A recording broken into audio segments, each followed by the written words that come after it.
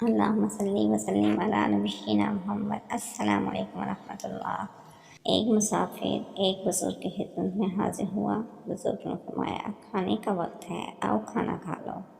مسافر ان کے ساتھ کھانا کھانے بیٹھ گیا۔ جب کھانے سے فارغ ہوئے تو مسافر نے دسترخوان کو لپیٹنا شروع کیا تاکہ جا کر دسترخوان جاڑ دے، تو بزرگ نے فرمایا، کیا کر رہے ہو؟ مسافر نے کہا، حضرت دسترخوان جاڑنے جا رہا ہوں۔ بزرگ نے پوچھا، دسترخوان جاڑنا آتا ہے؟ مسافر نے کہا، حضرت دسترخوان جاڑنا کون سا فن یا علم ہے جس کے لیے باقاعدہ تعلیم کی ضرورت ہو؟ باہر جا کر جاڑ دوں گا۔ بزرگ نے فرمایا، اسی لیے تو میں نے تم سے پوچھا تھا کہ دسترخوان جاڑنا آتا ہے یا نہیں۔ معلوم ہوا کہ تمہیں دسترخوان جاڑنا نہیں آتا۔ مسافر نے کہا، پھر آپ سکھا دیں۔ فرمایا، ہاں، دسترخوان جاڑنا بھی ایک فن ہے۔ بزرگ نے اس دسترخوان کو دوبارہ کھولا اور اس پر جو بوٹیاں یا بوٹیوں کے ذرات تھے ان کو ایک طرف کیا، اور ہڈیوں کو جن پر کچھ گوشت وغیرہ لگا ہوا تھا ان کو ایک طرف کیا، اور روٹی کے جو چھوٹے چھوٹے ذرات تھے ان کو ایک طرف جمع کیا۔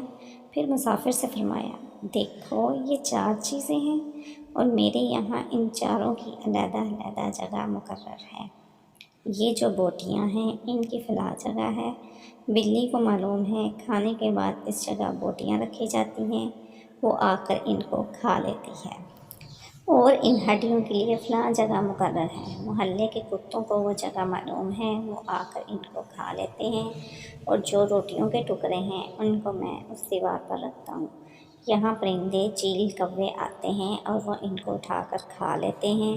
اور یہ جو روٹی کے چھوٹے چھوٹے ذرات ہیں تو میرے گھر میں چونٹیوں کا بل ہے، ان کو اس میں بل میں رکھ دیتا ہوں، وہ چونٹیاں اس کو کھا لیتی ہیں۔